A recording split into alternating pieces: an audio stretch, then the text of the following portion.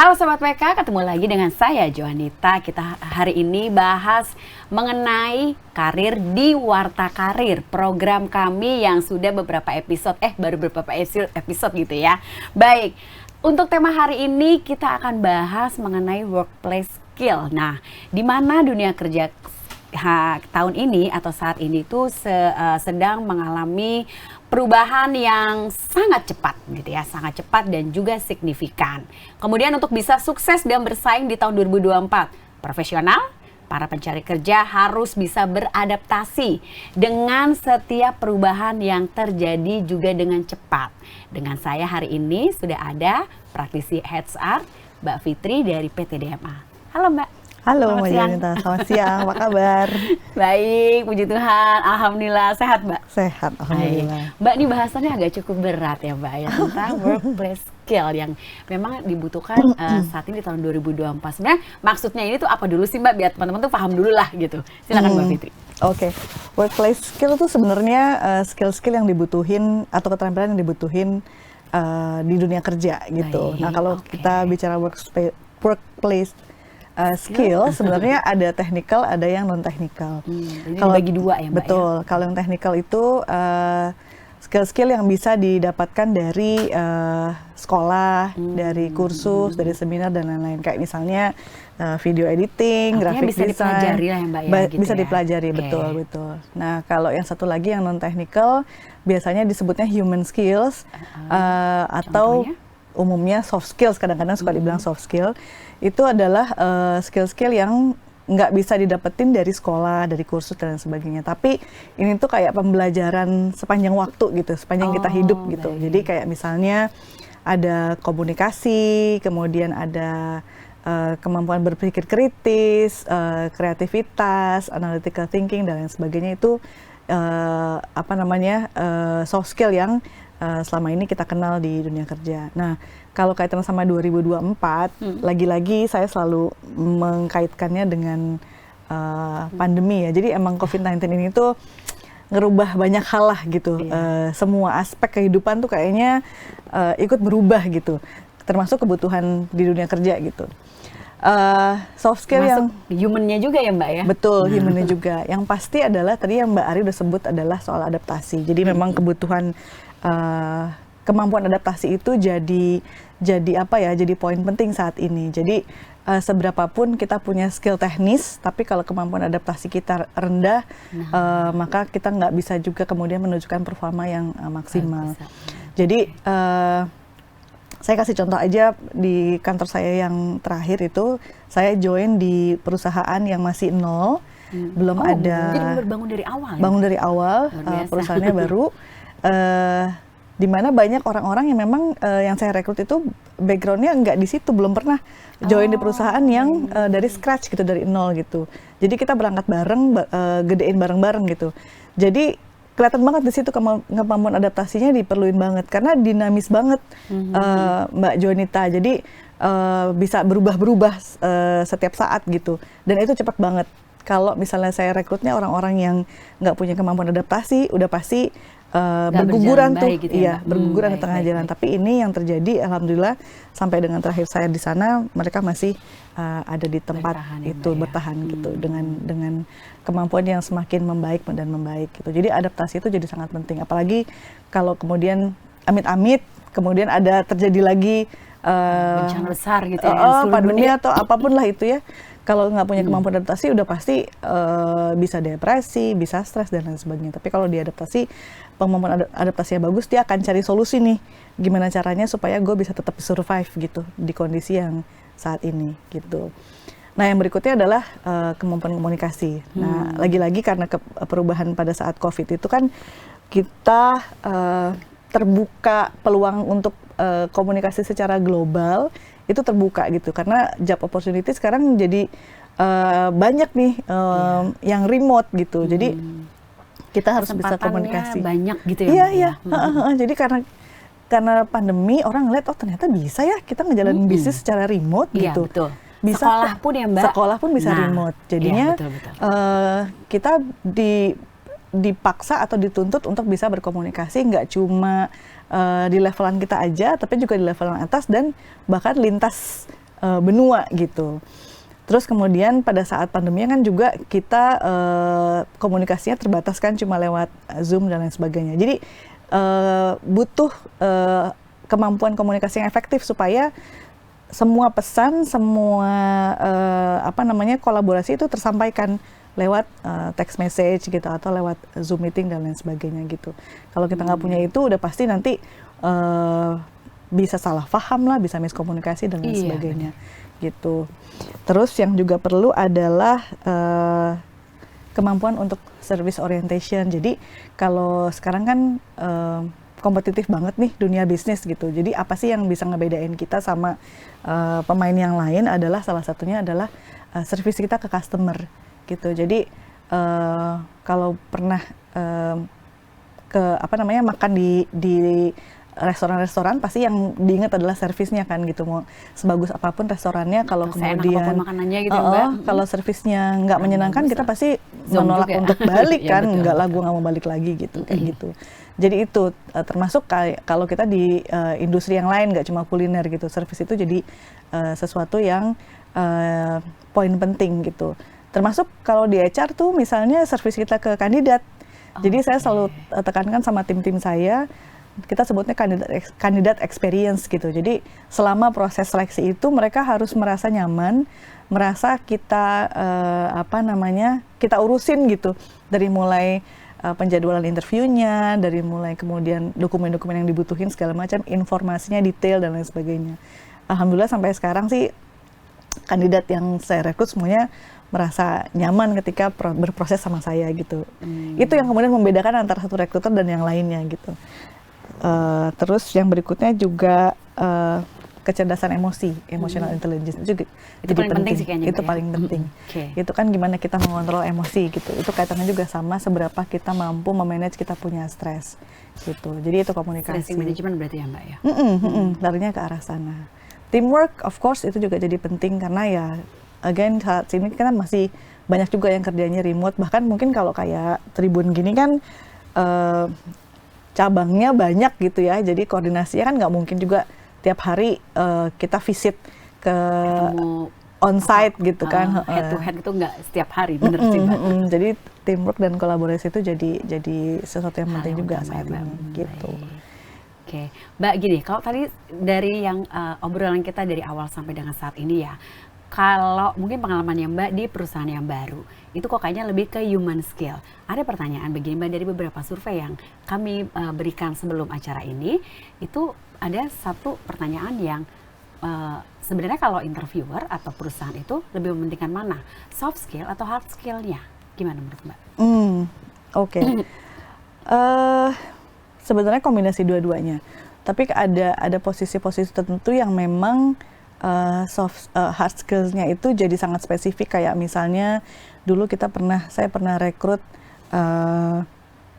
saya sebut aja lah ya brandnya Odoo Developer gitu.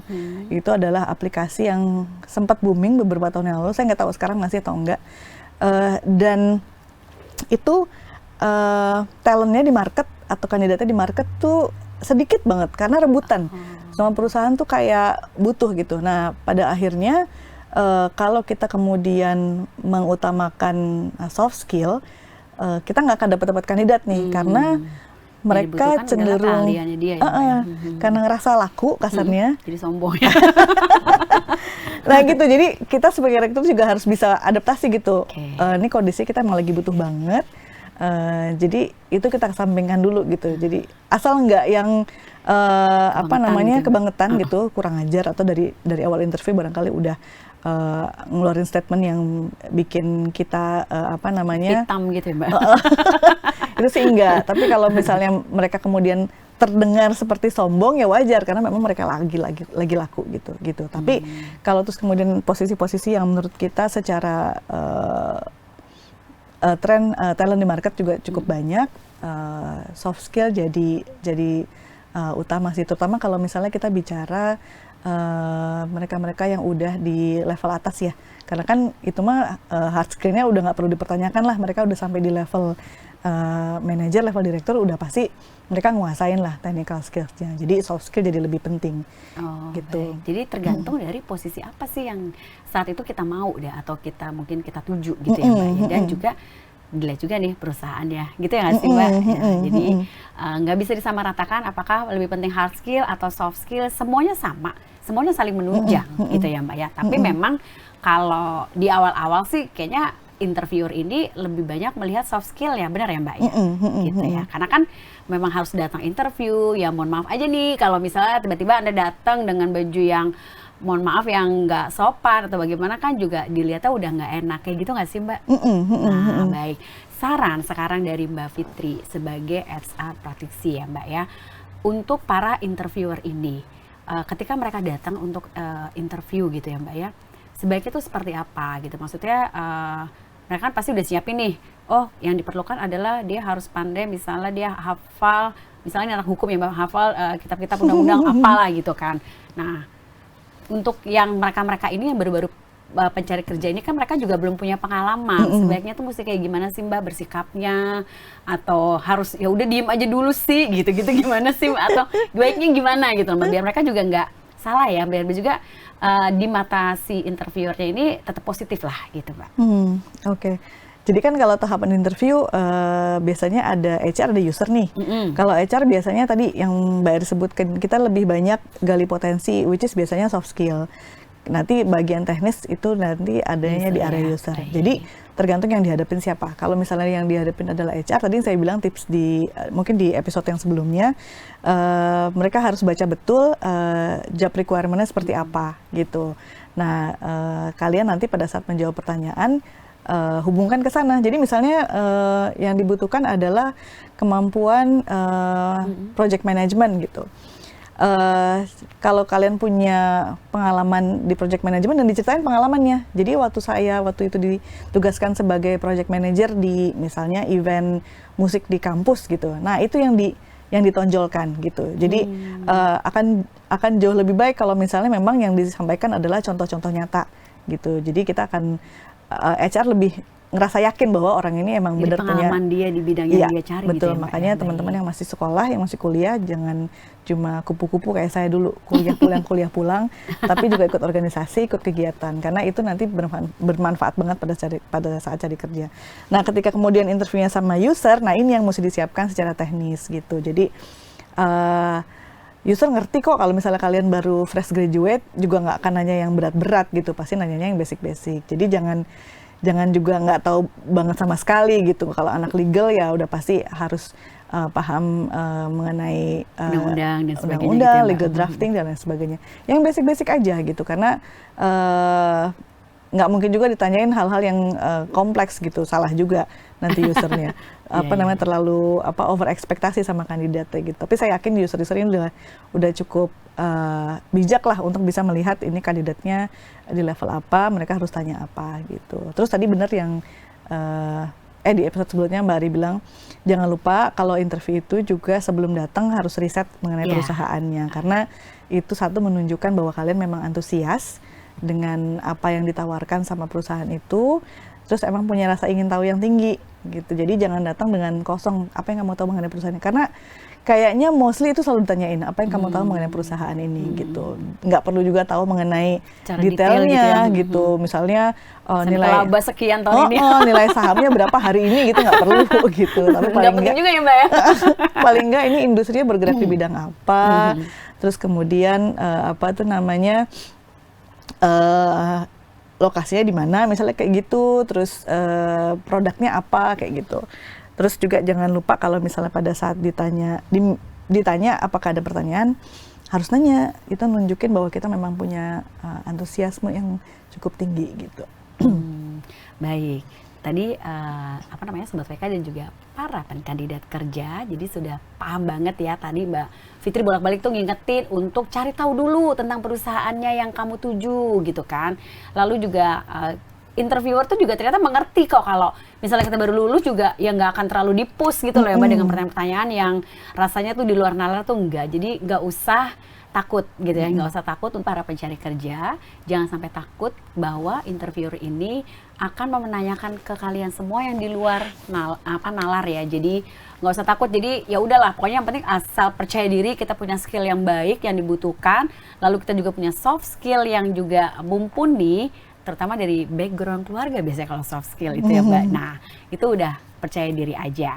Nah kemudian gini Mbak, ada satu pertanyaan dari salah satu yang kita tanyain ya, kita riset gitu ya. Mereka tuh nanya, Mbak kalau misalnya apakah ada hubungannya antara soft skill yang dipunya, soft skill dasar yang dipunya oleh seseorang itu dengan background keluarganya. Mohon maaf kalau misalnya dari keluarga yang divorce itu cenderung pendiam atau gitu-gitu, ada nggak sih Mbak? Ataukah itu juga berpengaruh di dunia kerja? Menurut Mbak gimana? Tentu, saya orang yang percaya bahwa pendidikan pertama itu ada di keluarga gitu. Nah, Ini contohnya langsung diri saya sendiri aja ya. Jadi kalau saya berasal dari keluarga besar. Tahu anak 5 kalau sekarang masih dianggap besar nggak? besar banget. Besar banget ya. Yang lahirnya jedanya mungkin cuma 2 tahun gitu. Jadi deket-deketan. Jadi orang tua saya nggak terlalu banyak memperhatikan satu-satu anak-anaknya gitu, karena gedenya bareng gitu. Jadi lagi fokus sama yang sini, di sini kayaknya nggak bakal kepegang gitu. Nah jadi saya besar di lingkungan yang dimana saya harus banyak memutuskan sesuatunya sendiri gitu, secara mandiri. Nah itu ke bawah sampai sekarang gitu. Jadi saya termasuk orang yang gemesan kalau orang ngambil keputusannya lama gitu. Jadi saya adalah orang yang kalau ngambil keputusan cepat, tapi tentu dengan memperhatikan resiko-resikonya. Dia tahu nih kalau saya ngambil keputusan A, konsekuensinya CDE gitu. Kalau B apa konsekuensinya kayak gitu. Jadi apa yang terjadi di keluarga, pola asuh orang tua itu tentu pengaruh banget sama soft skill yang sekarang kita punya. Dan itu juga akan mengaruh ke dunia kerja. Tapi nggak usah khawatir, nggak usah kemudian jadi berpikir bahwa itu nggak bisa berubah. Balik lagi tergantung kitanya. Kalau kitanya memang punya keinginan untuk memperbaiki diri, kita merasa bahwa itu sesuatu yang kurang dan harus dibetulin, akan sangat mudah gitu. Lain cerita kalau kemudian kita ngerasa yang udah kita punya itu udah paling bagus gitu. Nah itu lain cerita. Makanya salah satu juga yang tadi saya bilang kemampuan yang harus dipunyai adalah adaptability.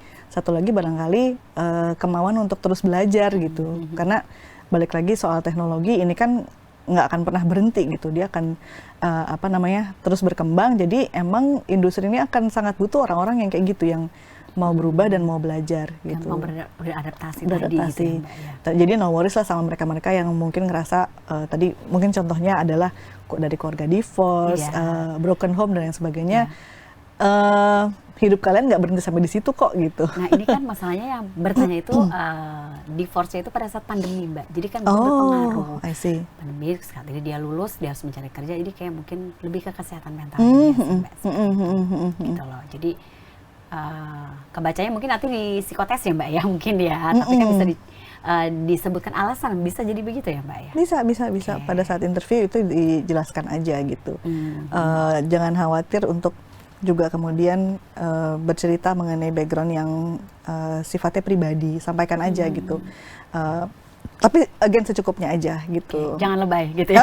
Nanti jadi nangis-nangis, jadi sesi konsultasi.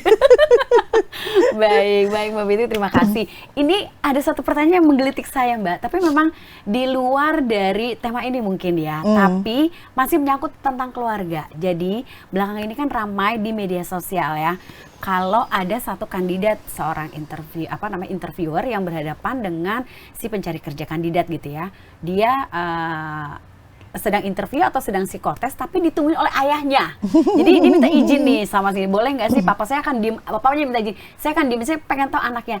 Menurut Mbak itu baik atau enggak sih? Mungkin karena kekhawatiran orang tuanya atau terlalu sayang atau bagaimana. Tapi kalau menurut Mbak bagaimana, baik nggak sih? Nah banyak juga teman-teman yang pengen tahu nih, kok boleh ya baru sekali lo lihat itu.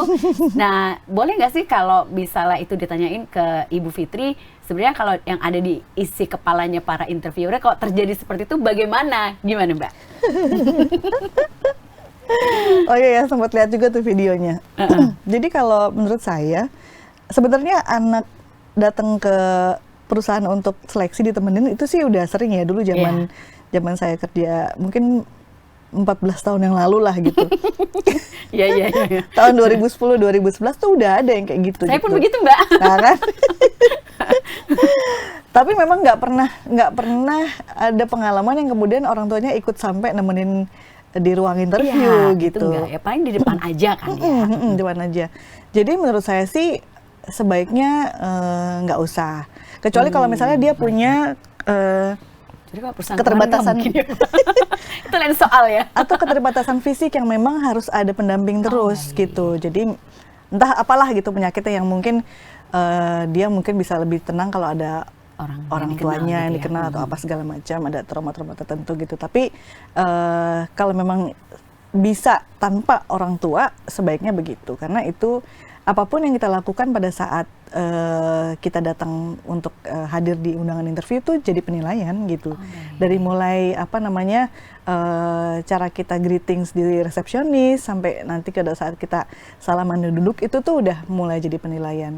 Saya sharing aja nih satu pengalaman menarik. Jadi waktu itu ada kandidat yang datang bawa motor, terus kayaknya bersinggungan nih sama motor di sebelahnya gitu, dan dia marah-marah nih si kandidat gitu, bapak-bapak yang dia senggol. Begitu duduk di ruang resepsionis, terus dipanggil interview. Begitu masuk ruang interview, ternyata yang menginterview adalah bapak-bapak yang tadi dia omel-omelin di parkiran gitu. Jadi maksudnya jadi awkward moment nih begitu iya, ya. jadi hati-hati banget kalau kalian datang ke sebuah perusahaan untuk interview, manner itu jadi penting. Jadi kita kan nggak pernah tahu siapa orang itu gitu, siapa yang akan kita hadapin gitu. Jadi bahkan sampai harus bawa orang tua pun itu juga jadi question mark juga buat apa namanya pemberi kerja. Ini nanti kalau udah kerja gimana ya? Jangan-jangan kalau ada masalah di kantor orang tuanya ikut-ikutan gitu ya, terlibat juga gitu. Dan emang terjadi waktu itu juga ada yang apa namanya baru sehari training, tiba-tiba orang tuanya telepon, kok anak saya pulangnya malam banget lala segala macam gitu. Padahal orang tuanya udah bikin surat pernyataan bahwa mereka bersedia anaknya mengikuti semua tahapan yang ada di situ gitu. Gitu, jadi kekhawatirannya itu. Tapi sekali lagi coba dicek, jangan-jangan dia punya keterbatasan fisik yang memang harus didampingi. Iya, gitu ya, memang harus didampingi. Baik, Sobat WK, ini pembahasannya makin menarik, dan untuk segala pertanyaan nanti yang belum terjawab di sini bisa langsung ditanyakan. Nanti Mbak Fitri punya satu nomor handphone khusus WhatsApp yang beliau bisa bantu untuk menjawab pertanyaan teman-teman semuanya terkait dengan karir dan juga pekerjaan. Mbak, boleh tolong diinfo untuk nomor handphonenya? Tapi ingat jangan telepon ya Mbak ya? Jangan. Oke, silakan Mbak. Jadi silakan hubungi kami, saya di PT Diraya Mahala Adhikarit, nomor teleponnya di 08 333 692828, atau boleh juga kirim email di kontak@mahalagroup.co.id. Oke, baik. Nah, tadi sekali lagi jangan ditelepon karena Mbak Fitri akan jawab semua pertanyaan Anda terkait karir ya. Karir aja loh ya, jangan nawarin pinjol, jangan juga. Gitu ya Mbak ya. Bahaya itu. Oke. Baik teman-teman semua dan juga Sobat WK, tentang workplace skill. Ternyata tadi Mbak Fitri sudah memberikan ulasannya ya. Ternyata hard skill dan soft skill itu saling berhubungan. Jadi sama-sama penting. Kalau ditanya pentingan mana tergantung juga kebutuhannya. Tapi ternyata dari semua pembicaraan kita ini saya boleh menarik kesimpulan, izinkan saya menarik kesimpulan bahwa ini semua diperlukan oleh kita gitu ya, terutama untuk yang pencari kerja yang di awal ya. Kemudian untuk soft skill itu memang juga ada hubungannya dengan background keluarga, tapi jangan khawatir juga. Mungkin ada background keluarga kalian yang mungkin kurang baik atau kurang menyenangkan. Itu semua masih bisa diperbaiki oleh diri kita sendiri. Jadi berawal dari diri kita sendiri. Setuju ya Mbak ya? Setuju. Oke, baik. Untuk bahasan tentang karir berikutnya, kita ketemu lagi minggu depan di tema yang berbeda, tentunya masih dengan Mbak Fitri nantinya. Untuk setiap episode, misalnya ada yang mau usul, Mbak tolong bahas ini dong, boleh, silahkan komen di bawah ini, nanti kita akan bahas bersama temanya dengan Mbak Fitri. Siapa tahu usulan Anda yang akan dipakai. Begitu ya, sampai ketemu lagi minggu depan, dan terima kasih. Jangan lupa subscribe ya.